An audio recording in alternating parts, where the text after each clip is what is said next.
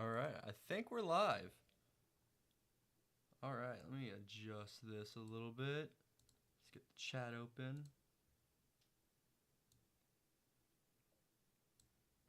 Alright. See if anyone hops in. We gotta discuss this insane Wrestlemania 40 press conference. Because that was absolutely wild. Alright, stream is up and running. Actually, it might be better if I turn my light off. Just because the monitor is bright. Hopefully this focuses. I am very unprepared for this. Because this was all of a sudden, and I was not expecting to do this, but hey, here we are. Video capture, properties, configure. There we go.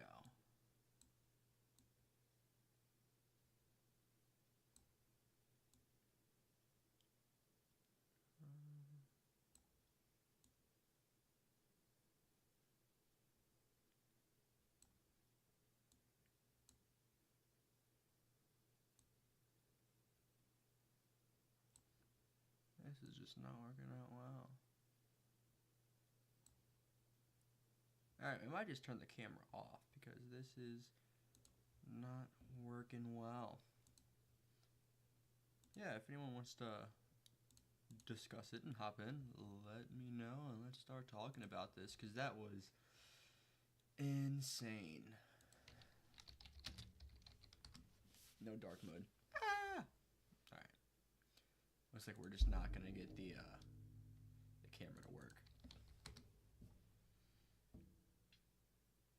Or it works. It's just super bright. Configure video.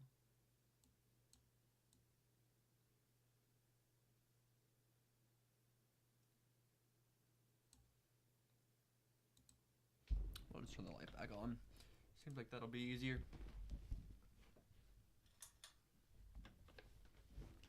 There we go. That was the most insane press conference that I have ever seen. Like, let's just look at this video. Hard to say what just went on right there. A lot of tension right now. A lot of egos. A lot of. See, The Rock comes back, and you know this sort of seems like a work at first. You know, a confrontation after it, stuff like that. But then he starts dropping F-bombs and all these, you know, words and stuff that normally they wouldn't use, and it actually seems like it got a little heated. Have him talk about our family again. Slap his teeth out of his mouth. Seems like they're leaning into The Rock being, you know, on the board a little more, which is nice to see. They officially announced that it's Cody versus Roman, but they still have The Rock involved in it somehow. So either it's going to be Roman and Rock versus Cody and Rollins at Elimination Chamber, or like night one of WrestleMania.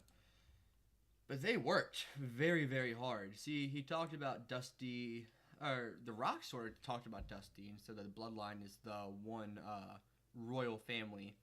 So sort of a diss on Dusty. So Cody clapped back. But then The Rock gets involved. And now this right here is where I sort of got worked a little bit. We have a problem. That right there. You know, at first it seems like a work. Slap, stuff like that.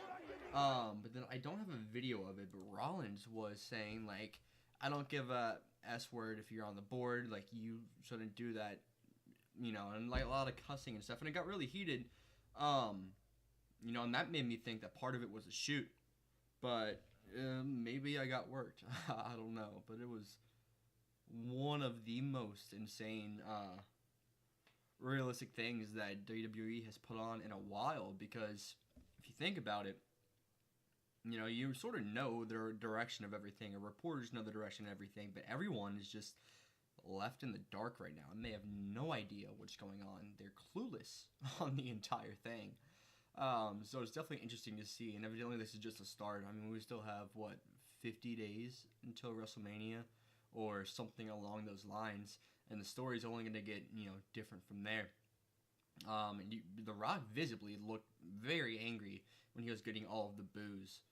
But hey, maybe this was the storyline all along. If it did, man, they worked us well and they got a lot of press out of it. If they pivoted, I think it was the right choice, is Cody finishing a story. You don't want your main event at WrestleMania, Rock and Roman, to get booed the entire time, because start of the entrances until the show goes off the air, the crowds are going to be booed the entire time if it's Rock versus Roman, because of course everyone wants Cody in that spot. So really the only direction they can go, box office numbers, stuff like that, Rock and Reigns, of course, will draw because of The Rock. But for the business aspect and just the show, I mean, you don't want your whole main event getting booed and getting booed out of the arena. Triple threat? I don't think it's going to be a triple threat. Isaiah, let's start a conversation. I don't think it's going to be a triple threat. At first it was a possibility. But then The Rock slapping Cody turned The Rock heel. And then the backstage segment, if you don't handle it, we will. So my guess is there's going to be a tag team match. Rock and Roman versus Seth and Cody. Either at Perth, it is an Australia event, and The Rock, seeing as The Rock got gashed from doing One Rock Bottom, he almost needs a tag team match instead of just a full one-on-one.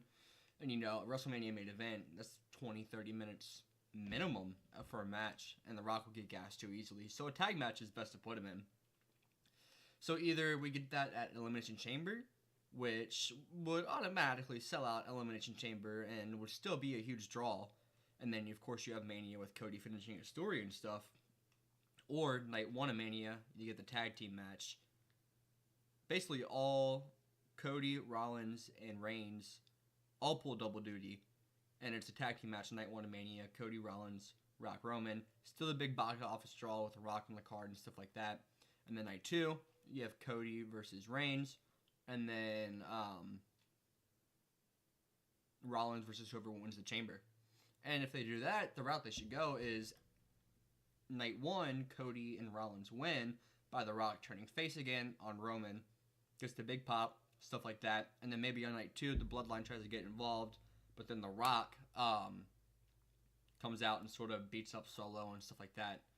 Allowing for Cody to have a clean win. And if that's the case as well, then if Rock was down for it, Mania 41, you could run back Rock and Roman.